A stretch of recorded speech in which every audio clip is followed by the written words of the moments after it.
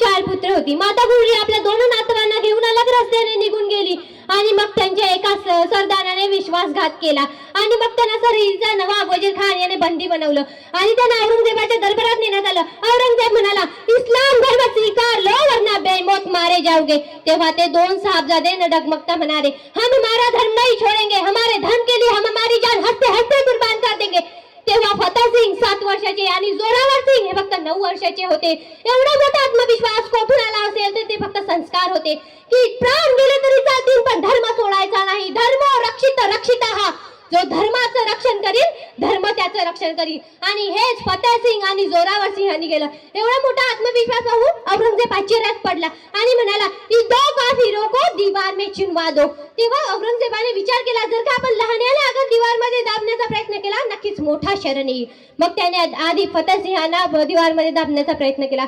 तेव्हा जोरावर सिंहाच्या डोळ्यात पाणी आलं आणि फतेह सिंह म्हणाले, क्या हुआ वीरजी, हम हमारे धर्म के लिए हमारे वतन के लिए कुर्बानी दे रहे हैं और हमारी कुर्बानी व्यर्थ नहीं जाएगी. वीर जी, लोहा जितना तपता है उतनी ही ताकत बढ़ता है. सो देखो, जितनी आग लगे हुए उतना प्रखर चमकता है. हीरे को जितनी धार लगे उतना खूब चमकता है. मिट्टी का बर्तन तपता है तभी तो खूब कनकता है. वीर जी, सूरज जैसा बनना है तो सूरज जैसा जलना होगा. वीर जी, सूरज जैसा बनना है तो सूरज जैसा जलना होगा.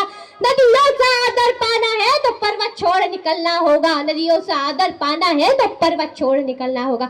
और हम तो गुरु गोविंद सिंह के बच्चे हैं, क्यों सोचे कि रास्ता सरल होगा. वक्त लगेगा लेकिन संघर्ष जरूर सफल होगा. संघर्ष जरूर सफल होगा.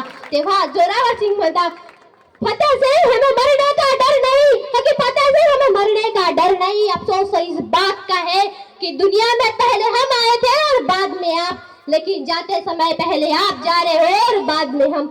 आप कितने सौभाग्यशाली हो कि हमारे धर्म के लिए पहले कुर्बानी आपकी जा रहे हैं फतेह सिंह. तेव्हा माता गुजरी धावत पडत आली. नातवांच्या दिवारमध्ये चोरण्याची खबर ऐकून माता म्हणाली, मातेचं काळीज होतं ते तरी कणखर काळजाने बोलली, पुत्रा,